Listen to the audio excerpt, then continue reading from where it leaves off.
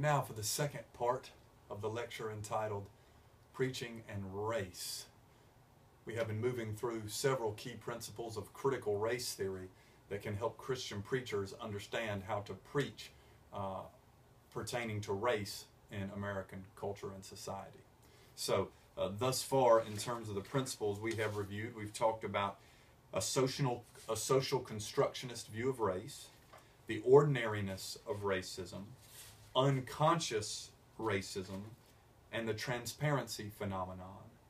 And now for the fifth principle of critical race theory, the interest convergence principle. Critical race theory's concept of interest convergence states that white people support advances for people of color only when it serves the self-interest of whites. Derek Bell, the intellectual father of critical race theory, suggests that the historic Brown versus Board of Education decision was fueled more by white self-interest than a genuine desire for racial equality. He explains that although black people had been litigating against school segregation policies for 100 years, the decision to desegregate was not made until 1954.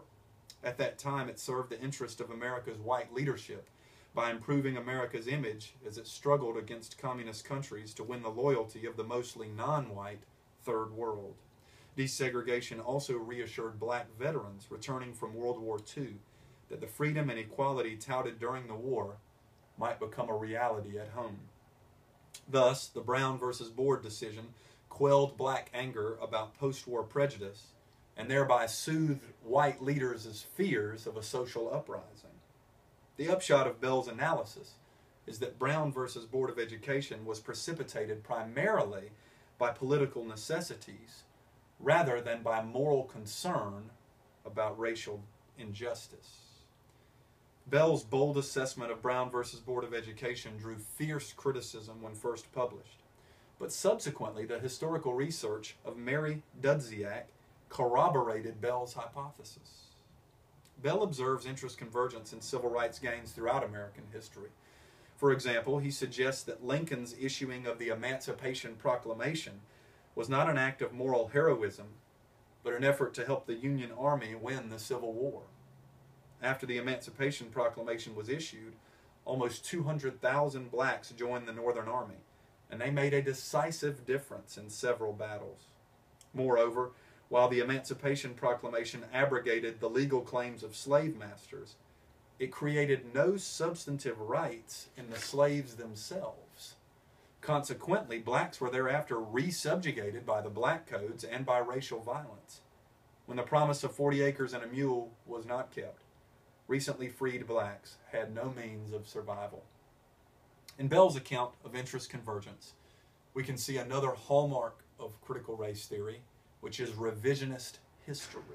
Critical race theorists revise dominant historical narratives in light of the experiences and perspectives of persons of color. Bell's analysis of interest convergence concludes that the benefits to blacks of civil rights policies are often symbolic rather than substantive. The interest convergence principle implies that if real advances are to be made in the quest for racial justice, white people must forfeit white advantage. White people, however, don't have much incentive to forfeit racism-based privileges because elite whites benefit materially from racism, and working-class whites can benefit psychologically from racism. Therefore, many critical race theorists are skeptical that racial equality is a realistic possibility in America. In fact, critical race theory's doctrine of racial realism acknowledges the permanence of racism while paradoxically calling for a struggle against it. According to Bell, and I will quote Derek Bell at length here, black people will never gain full equality in this country.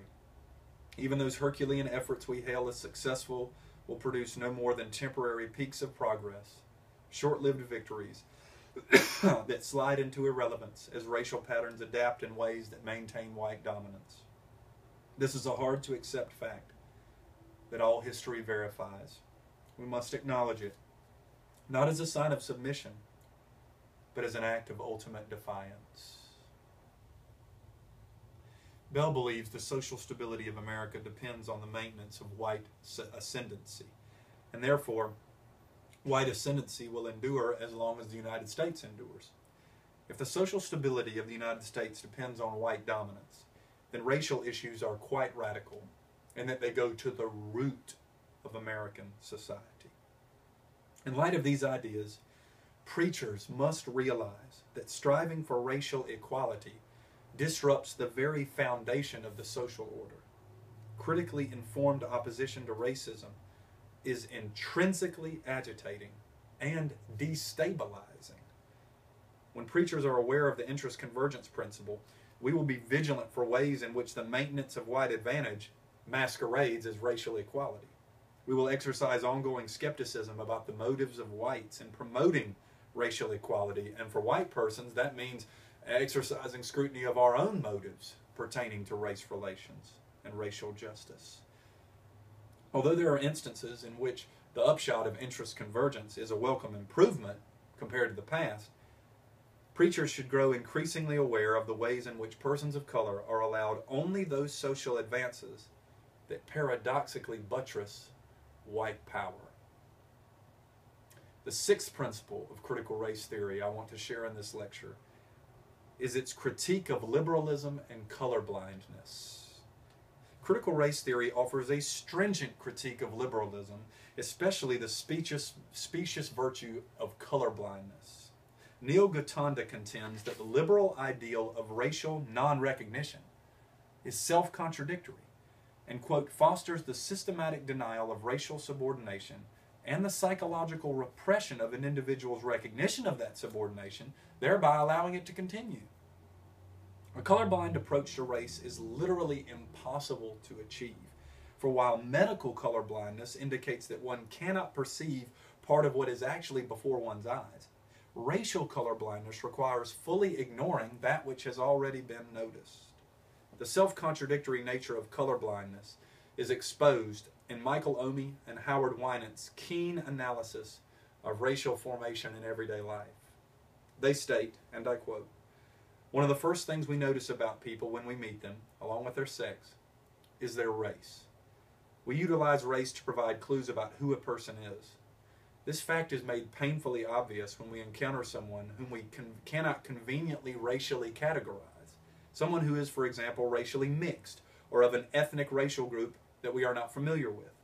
Such an encounter becomes a source of discomfort and momentarily a crisis of racial meaning." Racial recognition plays such an enormous role in our social impulses that it's impossible to ignore race altogether. Yet not only is racial non-recognition impossible, it's also ethically inadequate. Viewing race as a neutral feature of individual appearance does not account for how race is a determinant of social status, or for how race carries into the present the historical subordination of people of color. In assuming that racism consists of individual attitudes and actions, colorblindness does not account for the social origins of racism. Worse yet, in seeking to remove the significance of race, colorblindness implies the elimination of the distinctive cultures of racial minorities. Colorblindness, therefore, reinforces the dominance of white culture at the end of the day. Race is a historical and social reality that cannot be ignored. To ignore race is to ignore racism. Instead of ignoring race, preachers can redeploy the language of race in anti-racist ways. Jacqueline Battalora suggests that ironically what is necessary in order for race to become irrelevant in the social world is for race to be acknowledged as relevant, even as we work to collapse racial constructs. Therefore, the best work on race will unveil the faults of colorblindness and convince people that the only way toward racial reconciliation is to pay attention to race, rather than intentionally seeking to ignore it. Now, white people in particular that are accustomed to colorblindness are usually shocked to discover just how racially minded we need to become in order to seek genuine racial justice and reconciliation. But we can develop this racial awareness incrementally and consistently in our everyday lives by attending to race. Through prayerful reflection, we can develop a pervasive race consciousness for the sake of racial justice and reconciliation. The seventh and final principle of critical race theory I want to share in this lecture is white privilege and white superiority. According to critical race theory, racism involves both the oppression of people of color and the privileging of white people. And the former is the means to the latter. The primary reason racism exists is not to harm people of color, but to benefit white people. Badalora argues that although academics prefer the term white privilege, we must understand that white privilege is the outcome of a pervasive presumption of the racial superiority of whiteness. The subtle and sometimes unconscious ideology of white superiority is the fundamental problem in American race relations. White superiority is a system in which whiteness is viewed as normative and best, and through which whites receive many advantages. Whites receive countless privileges. Since white privilege saturates society, no white person is exempt from participation in it. Joseph Barnt is right when he says, the most important issue in understanding racism is not what it does to hurt people of color, but what it does to help white people.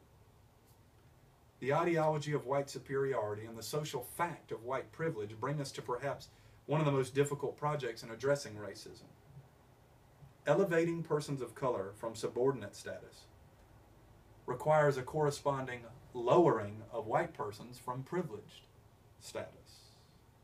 White persons must sacrifice our racism-based privileges, our race-granted advantages. Since whiteness is a type of property in America that affords so many benefits, it will be difficult and counterintuitive for white people to reject race-granted advantages. As Barnt says, the racialization process has convinced whites that with racism we gain, and without it we lose. Since the oppression of persons of color and the advantages of whiteness mutually reinforce each other, everything must change at once. And it is my conviction that one of the best hopes for this type of change in American society remains that of Christian rhetoric in general and Christian preaching in particular.